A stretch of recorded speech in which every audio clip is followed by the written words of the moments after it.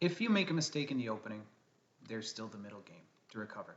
If you make a mistake in the middle game, you still have the end game to make up for it. If you make a mistake in the end game, there's no time left.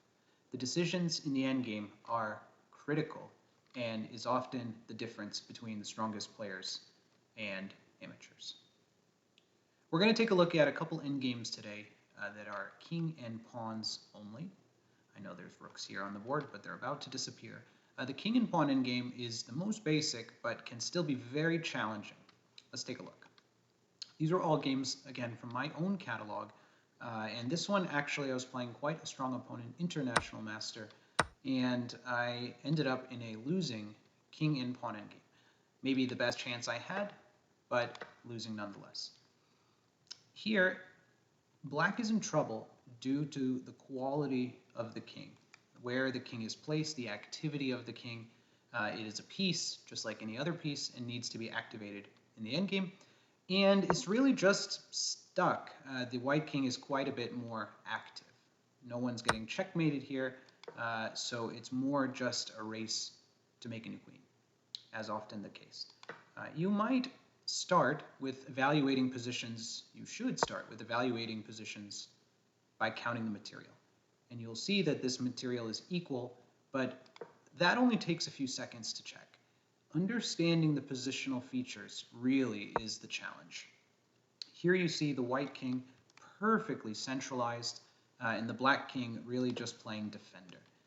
This game has two nice themes, which are the strength of the king compared to black's king, more defensive, and the classic outside passed pawn. An outside passed pawn, which will be created here on the king side, is actually a winning advantage. The equal material is no matter because the next few moves, as the pawns start going, the black king will be drawn to that direction like a magnet. When the king comes towards those pawns, actually they will all disappear, but the white king will be able to take here on e6 and then come back, where the black king will be somewhere in this area, very far behind. So the game went g4, king e7, and b4. Here I resigned the game as I knew there was no chance, but let's just examine and play a few more moves. So, for example, our moves are very limited, but king f7. The queen side is frozen, which is favorable to white. And like I said, many classic games have this same theme, but no matter what, the black king has to come capture this pawn. For example, king g6, king takes e6, king takes g5. And now that everything's disappeared, like we said, the white king is far superior position. So, for example, like this. There's a few options on move orders, but they don't much matter. And here, a couple good moves, perhaps king a5 probably would be the choice. And any king move now by white, by black, is going to drop the pawn. So really a nice, well-played game by my opponent, I must say. But when you're examining the game and you see, wow, that king, one of the kings is way further up the board or close to the center, as was the case when we started here, that team is just winning. The strength of your king is absolutely critical in the endgame. Let's go to the next one, where here I am playing again with the black pieces, actually all three games today. And I like to show this last trade, knight takes c6, b takes c6. And another interesting endgame here, where black has an extra pawn, which is always good, but we still have to race towards the middle. Perhaps this pawn on a4 can be taken. And this one really features some nice variations. So let's get into the details here. One thing to think about, and I'll list these later in the video, but really we saw the king being a key player in the last one. Here, again, of course, the king. However, you really want to think about where your queen is coming from. So in this one, I understood 4 versus 3, that we can make a pass pawn there. Why put all your energy into 2 on 2? it's very unlikely, perhaps impossible, to make a pass pawn. So started to get these pawns rolling. That's where black is going to win this game. And here we go. What makes this one quite complicated, here only one good move for black, because white is winning this pawn. So if you want to try to guess the move, this would be a good time to pause. King d5, centralizing the king. King a4, and here a critical moment in the game. Absolutely critical to find this next move. And it really started by calculating the natural moves like e4 and f5, just trying to make that pass pawn as fast as possible. I really didn't like the direction that was all going. Let's look at that first, because I think when you calculate a little of those variations, you'll come up empty-handed. So, for example, this nice move, king b4, lets the pawn go freely, and you are also, white, in the square of the pawn. So even though you think, this is a race, don't forget, actually, white doesn't need to play any a6 or pawn race participate at all. They can just play king c3. And we get kind of a very equal-ish position according to the engine. King c5 would actually be losing due to b4. So we do need to be careful. There's a few options that keep the balance. But essentially, I didn't like that at all. And the variations, if we start with, let's say, e4 first, are very similar, if not exact. But here, critical move, pause if you want, king c4. King c4, absolutely the best move. And what this does is boxes in the white king so it cannot get out of its own way of the a pawn. And black remains well ahead. And now we have a few moves to do our plan of f5, e4, etc. b4, this is the real game. e4.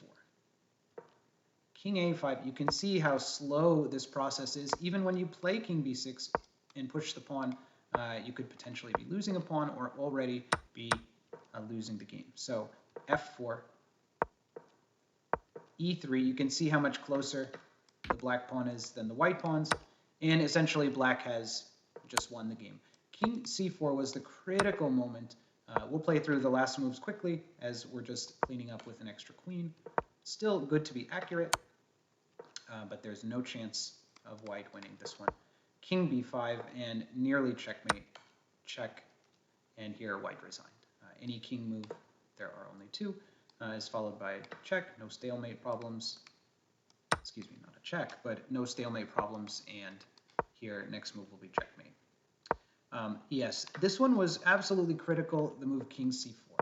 So I really like that. There was one last try still for white, the best chance to get king a5, e4, king b6. And again, just focusing on the pawn as fast as you can. And this was an interesting line as well.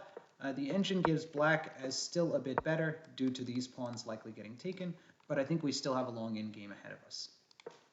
King c4, critical move, slow down the opponent. Okay, last example for today. In this one, another strong opponent here, over 2100 rating with the white pieces, equal material, and if you've been paying attention, you probably already noticed that the black king is more forward, more central than its white counterpart. And where are the passed pawns coming from? We have 3 versus 2. And white also has 3 versus 2. So both teams trying to make the best of their pawn majorities. And it's just a matter of time before we see who's coming out ahead. So king e5 was the first move played. And I think this move really is, again, a bit, let's call it defensive, or slowing down the white pawns. We also have some threats of moves like h5, which will shatter the pawn structure. We'll see that move come in just a moment. But here's the real game, was king d3, h5. And while black's pawn structure remains clean and ready to march, actually here the white pawn majority has been destroyed. So here the one pawn is keeping everything together. Ironically, it's actually where you did not have the majority here that is where the promotion will come. So we only had 2 here, but this is where our promotion will come because the kings captured the pawns here. Capture. capture, king b5, and g5. You can see that the black pawn is already starting. A good reference point here is the middle of the chessboard. We crossed the middle, and they have not crossed the middle yet. Still a move to go.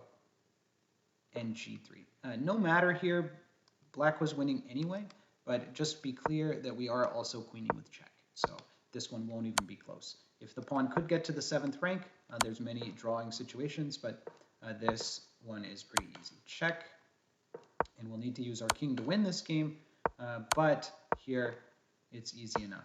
Check, check, check, and a king move here will force king a8, detaching from the pawn. Really no way to mess this one up except a stalemate. So perhaps here, let's say a move like king a7 and then another king move would be very, very bad. In fact, this game is already a draw. If you know your king endgames, there is no saving this one.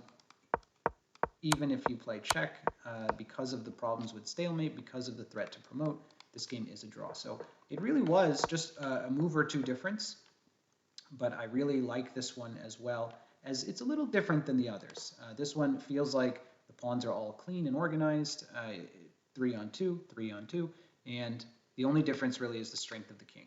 So really some nice games here, and I think the two biggest themes are whose king is better placed. That's going to be the first clue as to who's going to win this game. And be alert where your queen is coming from, which pawn most likely, and be alert to where their queen is coming from.